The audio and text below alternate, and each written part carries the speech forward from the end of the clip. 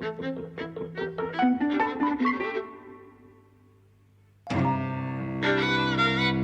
and welcome to Eavesdropping at the Movies. I'm Mike. And I'm José. And today we're talking about Hook, the 1991 pirate action-adventure sort of adaptation, reimagining of Peter Pan, directed by Steven Spielberg, that I watched when I was a kid 100,000 times and I loved it. It's a real big part of my childhood.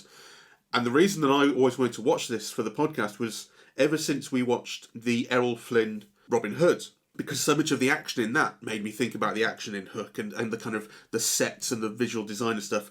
They seem so evocative, and so I wanted to I wanted to relive that in some sense for the podcast. There's a shot in Hook that is a direct steal from the Michael Curtiz Robin Hood, and that's the bit where Robin Hood goes into the evil guy, Basil Rathbone, yeah. And he goes into the castle and they begin the sword play, and you see the sword play projected against the wall in shadows, and then they come into the shot, yeah. So there's an identical shot of that in Hook. So you're quite right. I mean, it's a direct influence on this film. Absolutely. There's a lot of shadow play in this, and that's all there in the original Peter Pan as well. Actually, I don't know if it's in, because I never read the book, but I saw the Disney animated one from the 50s or 60s, and there's all the thing in that about Peter Pan and his shadow, and they interact with each other. And that happens in this as well at one point. So the idea of kind of the shadow playing off the real people is something that happens here quite a lot, and there's an awful lot of the shadow kind of revealing something that the people don't necessarily know about themselves, particularly Peter Pan, because the idea in this is Peter Pan has in fact grown up. He's been out of Neverland for many, many years. He's grown up and he has a family, and he doesn't remember that he's Peter Pan. His name is now Peter Banning, and he's a corporate lawyer in America, and he's a pirate. That's kind of the idea. He's become a pirate now, and he has to remember who he is. And he's played by Robin Williams, who I think is wonderful, and he's so evocative, and I think he gets the tone really. And why, when I watched it back, I thought it's so obvious in so many ways that this is not a very good film. It's not. But it's also I think it's a very good kids film, because it's kind of chunky and colourful and imaginative, and it has so many parts, even though they don't cohere necessarily all that well, particularly with the Lost Boys, that I remember so fondly, and still all those feelings come back to me when I watch them. The food fight at the dinner table is probably the best one, because it's fairly extraneous. It's about Peter Pan remembering how to use his imagination and becoming a kid again, so it makes sense, but it feels a little bit unnecessary, or a little bit just not that tied in that well with the rest of the film, but it works for me still, Okay, well, what I'd like to do now is tell you a little bit of what I remember about the film as it was being produced and when it came out. So I saw it when it came out. Yeah, I used to be an avid reader of Premiere, which no longer exists, but which was the big popular film magazine in the US at that period. And one of the things that it was really good at is it would cover the industry. Yeah, it would cover like productions while they were making, and it was like a kind, I wouldn't say investigative reporting, but it was good journalism about cinema. Yeah, they took their time with it, and this was one of those fiasco productions, one of those out of control productions, right? So I think the film had tried to be. There was a project to make it in the '80s, and it didn't come through, and then it was seen as a project for Spielberg. Spielberg, at that time, everything he touched turned golden, and certainly everything was successful.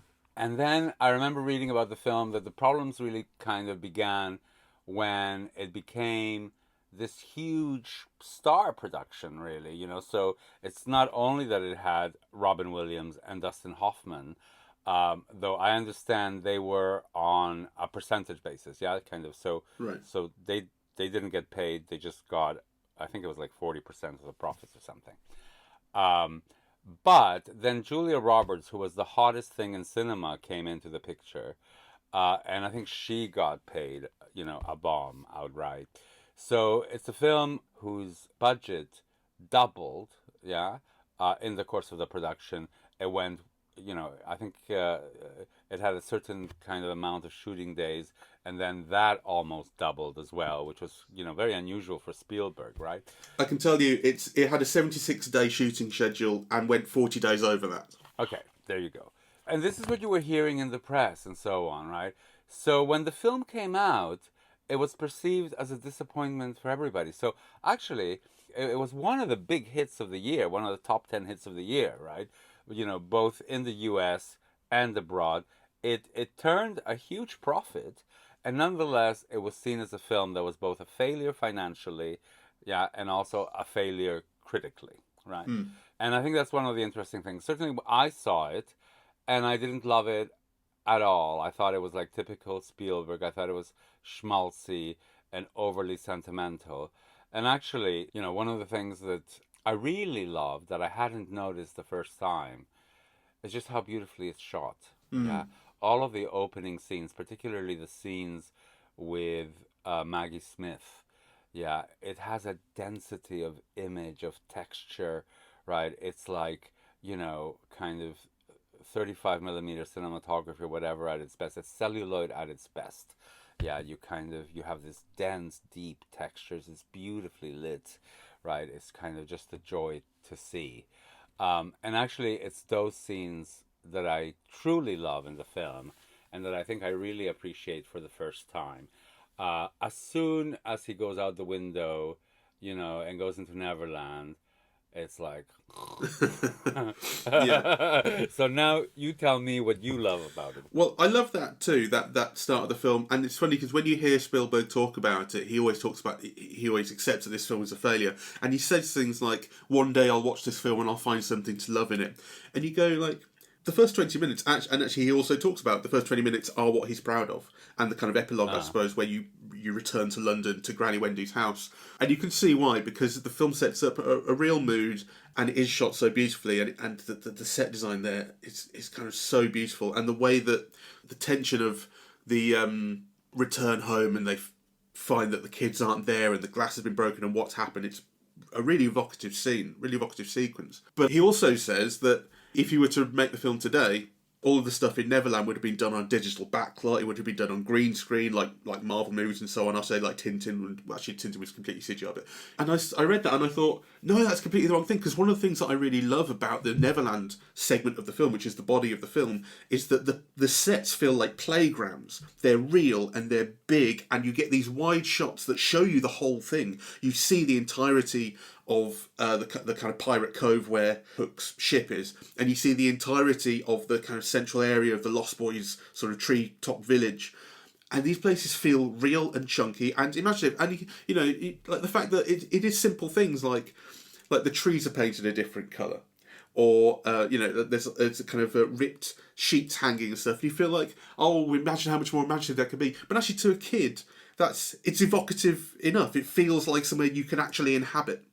And that's what's so beautiful about that. I agree, and I disagree with Spielberg about that. I mean, I hate green screen, and one of the things that I hate about green screen is it digitizes everything so that almost nothing can be tied to human, physical, bodily, embodied action, right? So this is a set, when you see them kind of going down the masts or whatever, it's real people going down the mast, right? And that's important. You feel it, yeah? Yeah. Though I do think all those action sequences are very badly shot. They're not exciting to watch.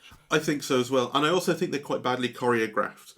When you see the sword play between Pan and Hook at the end of the film, it's clear that these are not proficient stunt performers. It is Hoffman and Williams doing it themselves, apart from the bit where, you'll get like... Pan does a flip or something, and obviously that's a stunt guy, and then you come back to Williams. But the actual sword play is very, very kind of bog standard, unimaginative swords clashing. But on the other hand, that never bothered me as a kid. It really made me think about how kids watch films and how much do kids pay attention to things, because all the things that I remember, there are all these moments that I actually remember the scenes quite well, because I must have watched films so much, but. There are these moments in them that I remember. So, like the little fat kid rolling down the plank, holding his legs up. Like that is a moment that is stuck in my mind.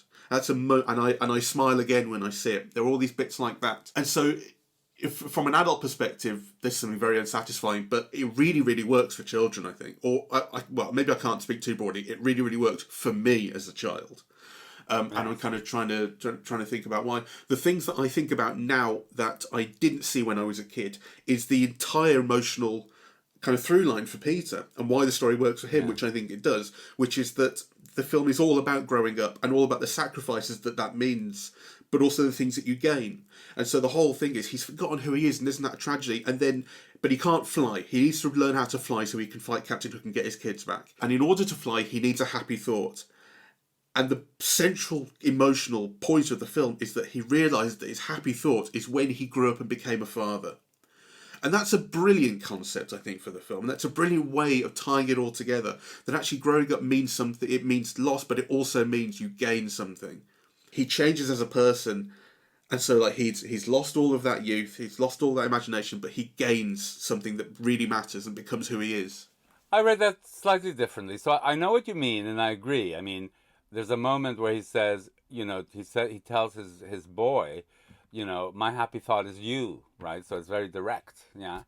And on the one hand, I thought, okay, that's nice, but but then I have my little queer devil, and I think, oh, this is so heterosexist, it's like, couldn't you have a happy thought without a fucking child, right? Like, so, yeah, yeah. Yeah, I know, but I suppose it does feel like that is the way, certainly the way it's configured in the film. That is that's like a hinge on which your life turns. I suppose, you were a child, and now you have a child, and life is different because of that. And I can understand that, but I think it has a slightly different resonance in the film because it's not just about your life changing and so on, right? It is like that this feeling of euphoria, of flying, of imagination, etc., hinges on the happy thought, which really, I think the happy thought is just about love, right? Yeah, it's kind of, love is kind of what makes you happy, loving, yeah, so, and it's also hope and everything, but that all of those things are embodied in a child, I find a problem, I mean, that you need to have a child to have an imagination, really. Yeah. Well, I think that's kind of not it, though, is it? It's like, because having a child... Well, I suppose it's complicated, because it's not so much that having a child is what robs him of his imagination. It's his job and what that kind of represents that robs him of his imagination, because he doesn't actually see his kids all that much. He works so hard. When he's a corporate lawyer, he doesn't know who he is.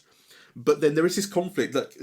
It's kind of interesting to me that after he remembers that he's Peter Pan, he's constantly having to remind himself what his priorities are, because when he re-becomes Peter Pan, he starts playing again, and there's that scene where he sticks his face in on Tink's house in the clock, and he's going, "Oh, let's play," and she has to basically remind him that he has kids. Yes. So like there's a funny thing where people are always talking about forgetting throughout the film. You've forgotten who you are. Yes. And there's a whole thing about remembering that he's Peter Pan.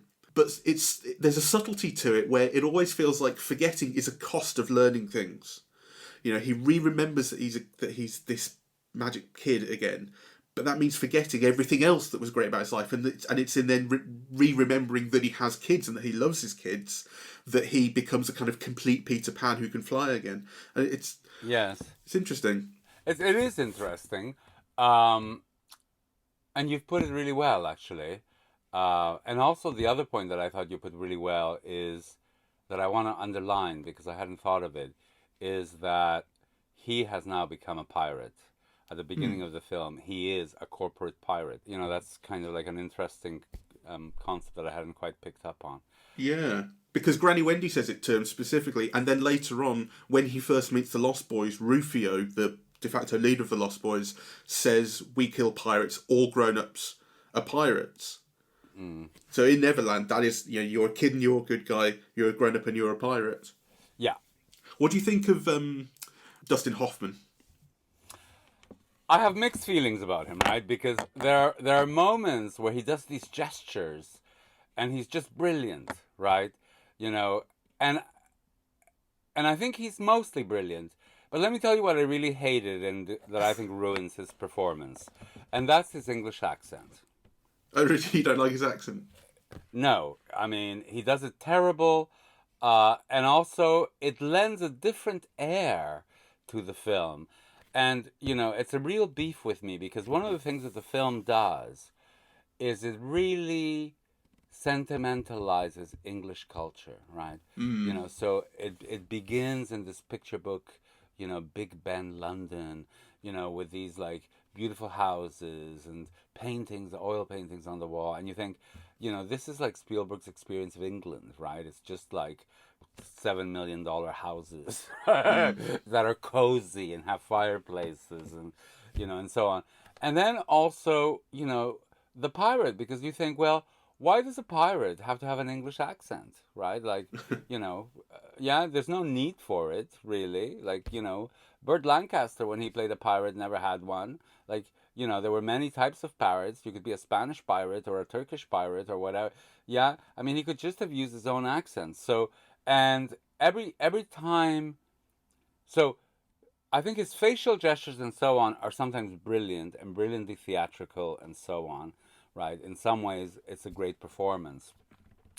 But then vocally, it falters because, you keep paying attention to all of the things that he mispronounces, right? Or he pronounces badly, or, where the accent kind of falls off. Or actually, sometimes where the accent lends a phoniness to the performance that's not just theatrical stylization.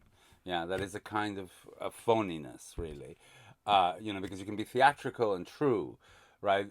But I think a lot of it hinges on his voice. So I have mixed feelings about Dustin Hoffman. Yeah. I don't know if I agree with you about his voice, because it never occurred to me for a second that his voice was a problem. And again, this is something that's kind of been a fixture of my image of this film, is his kind of "bring me Peter Pan," But it never really occurred to me that he's trying to do an English accent. It always seemed to be much more idiosyncratic, an individual sort of voice. It's an English accent. Well, I don't know. It's obviously not his real accent, but and you're right. Maybe it could just be an English accent that's very failed. But I honestly think that they're going for a different sound in it. There's something mid-Atlantic to it, and you may say, well, that's because he's failing to do an English accent and his American accent is coming through. That's never how I took it. It's his idea. It's his idea of an English accent. That may be the case, but there's some parts where it's so obviously not. Where he says like the boo box. When he puts Glenn Close's cameo pirate in the boo box with the scorpions, he goes the boo box. That's such an American pronunciation, and it always seems so obvious that that's just this conception of Hook. This is the sound of his voice. He's an individual. That's how I always took it, and I never had a problem with that. Well, that's interesting because obviously you're English and I'm not. But to me, the attempt at an English accent is A, obvious, and B, it has particular connotations as well. In North American culture, it's always kind of seen as like, kind of classy and cultured, and so I hated. I mean, Dustin Hoffman's voice in itself is always kind of a problem, because he's got this very nasal voice, yeah. So a very distinctive voice, but you can pick it out immediately, and it's very nasal, right? So it's something that I at least am always aware of in relation to him, and I thought it was a mistake, yeah. Yeah. I thought it was a mistake to try to do an English accent. Often, very few Americans do it well anyway, and it's just a trap, really, and it's an unnecessary one. The character need not have been English, right? I mean, just because the book is English doesn't mean that the character has to be kind of English. I mean, Robin Williams isn't, right? Like, I know. Well, there were some very fun negotiations that go around making him American, because they go into some detail about Peter's backstory, about how he was born in England, in kind of upper class English society, and lost as a baby and taken to Neverland by Tink, and then when he was adopted at the age of 12 or so by an American family, that's obviously when he will have become American. Even though the fact that when you're 12, your accent is probably fairly sort of ingrained. So whatever, so it's a bit silly that he became so American after that. But you go with it, you buy it. That's how they've got Robin Williams to work in the film. Sure. Well, and we forget, but at the time he was such a huge star, right? Like, I'm sure there were lots of negotiations involved in getting him involved in the project, right? And it definitely was a real coup. And I'm sure the combination of him and Robin Williams in that period, and definitely Julia Roberts, is what accounted for the very considerable box office success that the film had. More than considerable, huge, really. Yeah, like I mean, it was like the top 10 in America and the top 10 worldwide. So one of the huge hits of the year. Yeah. I'm just trying to see actually what the top 10 is from that year because I'm interested. So top grossing film that year is Terminator 2, made about $500 million. Then Robin Hood, Prince of Thieves, another a similar one. Then Beauty and the Beast, and then Hook is fourth. Well, yeah. I mean, that's an amazing success, right? The fourth biggest hit of the year, and regarded as a failure, right? Yeah. And it didn't even cost that much. I mean, in relation to Terminator 2, it cost like a third or a half. Yeah, Hook's budget came in at something like $70 million in the end, which was, Terminator 2 was about $100 million. So there you go. Yeah, so a very big hit, yeah, and largely due to the stars, I think. Yeah, and all of the sentimentality, I'm sure you were scoffing at throughout. Well, I don't have a heart of steel. I am vulnerable to those things. I don't think you even have a heart, Jose. The film is very manipulative. Do you think it's dishonest in the way it gets feelings out of you? Yes. Okay. I think that's true of Spielberg. I mean, and this is why, I don't... Well, obviously, I rate him, and he's done some of the films that I truly love. But I think through most of his career, he doesn't have a good understanding of what it is to be human, right? It's all a movie understanding. It's all cliches. It's all like, there's nothing kind of contradictory or, I mean, imagine if like Robin Williams had failures in this film that were beyond loving his kids. I mean, he doesn't have a rounded view of what it is to be human, which, sometimes means that you have desires and so on that are not socially acceptable, right? I mean, this film is all very clear cut. You love your children. He's not paying attention to his children. Then, he learns how to pay attention to his children. But without any of the complications or messiness, that kind of we all feel in relation to those things. So I think... yeah. Do you think it's painted in broader strokes? Do you think it's fairer for the film if this is deliberate? Do you think it's fairer for the film to have been painted in broader strokes because it's aimed at a younger audience that may not appreciate the complexities? I don't have a problem with that, but even the kids, I mean, you could have had one that was mean, or whatever. Yeah, like it really is a conception of life and so on that operates in a very limited emotional register, and a very limited conceptualization of what it is to be human, even what it is to be a kid. Like, I mean, none of the kids are unreasonable. None of them go scream for no reason. None of them kick each other. Yeah. You mean his two children, or the kids throughout the film, the Lost Boys as well? The Lost Boys. None of them bully each other for no reason. Well, there is Rufio. Rufio is an interesting character because he's become the leader of the Lost Boys since Peter's not been there for so long. And then his status is being challenged by this return of this guy who is supposed to be Peter Pan. He feels threatened and he kind of acts out and he's not really having it. And obviously he comes round in the end. He realises that this is really Peter Pan. But it's very striking that his status means a lot to him. And when the other kids start to believe in Peter Pan, he feels really torn up by that. He hates that, which is interesting. And I suppose it's necessary to give the film a kind of an extra villain there, because imagine if he weren't there, really how those scenes would play. I think you do need that to play against. And because, I mean, the other part of that, which I think is kind of interesting, is that Peter is basically the only one who's in agreement with Rufio that he's not Peter Pan. And there's that wonderful moment Yes. where he draws the line in the dirt, and he says, "If you don't believe this guy's Peter Pan, step over the line." And Peter's the only one who does it at the start, which is a great little joke. It is. But I know what you mean. There is something. I mean, none of the other kids basically have anything to separate them. Like they one of them's fatter and one of them's very much younger, but they're all basically the same kid apart from that. I mean, it's interesting, right? Because you saw the Crimson Pirates recently, which you did not like. And, to me, everything about the Crimson Pirate is a million times better than in this film. I mean, just to watch the way that Burt Lancaster, flies down a mast. It's just like physically thrilling. This film offered so many opportunities to do that, right? Kind of none of them are taken. And it has kind of all of these distinctive characters about, what it means to be a pirate and, and so on. And, that are memorable, right? And you think, well, Spielberg in those sequences, could have done that, right? You could have highlighted some, and made jokes and kind of, given motivation and made people evil or bad or, giving them selfish reasons to kind of not follow the rules that are set. Or there's so many things, that are not kind of, that haven't even been thought of. In relation to this film. And so I find all of those scenes very disappointing. I suppose that the action and the stunt work has never ever been what I've loved about Hook.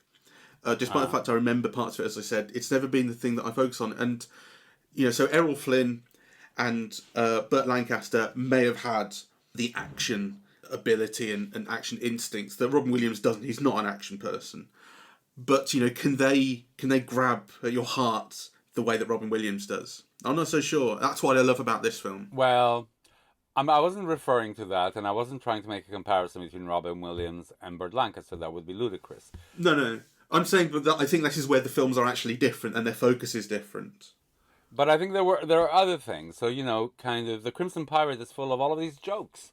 And you could have had, you could have put that in there, right? And a lot of the jokes are physical, so you could have put that in there, right? Like the chase sequences to me in The Crimson Pirate are funny, right? Like hiding behind the boat, blah blah blah. I mean, there's this whole scope of things that could have been, in that sequence that I think are missed, really. And what I liked most about the film, which I think is worth saying. So I've already mentioned the opening sequences, which I just think, I mean, to me, that must be amongst the best work that Spielberg's done. I mean, it looks so beautiful. And it's so beautifully filmed, and it sets this lovely tone. But also there are fantastic images, which, again, I think I hadn't really picked up on at the beginning, right? So those scenes with Peter looking into Tinkerbell's house, yeah, I mean, there are kind of, quite astounding kind of images in the film that, I really appreciated for the first time on this rewatch. I love Julia Roberts. I mean, I love Julia Roberts in general, but, she was really damned for this film, yeah, kind of. The critics kind of killed her for it. And I think she's lovely. Yeah. She's got a real movie star glow, and then her performance is very good. And that, that little thing that she does with her feet, yeah, which is like a little bit of a bow or something, it's just lovely, right? I think she's enchanting in the film. So I just wanted to highlight that. Yeah, something that was interesting, which I don't remember, because, I haven't read the book, so I don't know how much of an invention it is, but she is in love with Peter in this. Yes. And it's just kept to herself, apart from that one point as she says, but it's just her own little private story that she wishes she could have Peter. She loathes the fact that she can't. She wishes she were full size. She just wants a kiss from him because she saw him kiss Moira, in bed, which is, it's a really touching, just like intimate, tiny little subplot that's all her own. And you feel it. Once you know that, you kind of see it every moment that she's looking at Peter, almost. The other thing that I wanted to pick on, to ask your opinion, is the score. Because I really dislike it. Oh, really? I do. The score is absolutely iconic to me. Like, this is the thing, I'm really not trained to listen to scores in films, particularly older films. So when I listen to scores that are supposed to be absolutely great in films, like scores by Nino Rota or someone like that, from films from the 40s and 50s and 60s, I just never really hear what other people hear in them, because they all just somehow sound the same to me. And I know that's ignorant and uneducated and all the rest. That's just how I never feel that special. And John Williams obviously is well known for using kind of leitmotifs, and he has these great themes. And the themes in this film are iconic to me. I recognise them, I know them, and so when Hook shows up, or before he shows up, and the music comes in, you know Hook's coming. It's also I also love how it's in that scene in particular. It's used almost diegetically. It's as though the whole crowd of pirates, anticipating Hook, can hear him because they can hear the music, because they're all going Hook, Hook, Hook, and it all plays together. And I think it's used brilliantly. So no, I mean, I've always adored the music in this, and it always gets the right feelings in me going. I always feel that. Well, I suppose what you like about it is what I dislike. Yeah, that it's overly obvious, that it underlines, right? That it's schmaltzy. Yeah. Yeah. So that it does kind of I forget what the term is when the music is doing the work of getting the emotion from you that really kind of the scene itself should be doing. It's kind of underlining everything. I forget what the technical term is, but I think it was. I'm not sure there is a technical term for that. I think it's just that's if you've just described it. I'm not sure there is a term for it. Yeah. Well, and I noticed that very much, right? That kind of, it's exactly the way that you describe it, but I saw it as a negative, right? Yeah. That kind of, in advance of the scene, you're already being told what to feel by the music, right? And then the scene comes on, and you're meant to feel it, right? So I thought I kind of. But do you feel the same way? This is another John Williams one, but do you feel the same way about Star Wars, the Empire music? Well, that's different for me. Again, just because it's so iconic. I mean, I suppose it is. I find it really rousing and fun, and ta ta ta ta. So, but maybe it is also doing that. I mean, I can't say really, and certainly the score for Jaws, which I love, would be doing the same thing.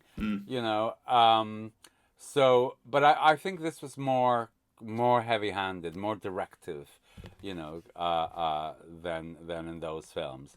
Yeah, I kind of. I think there may be an element of personal response to it, because honestly, I think there can be no more kind of emotionally directive score than the Imperial March from Empire Strikes Back.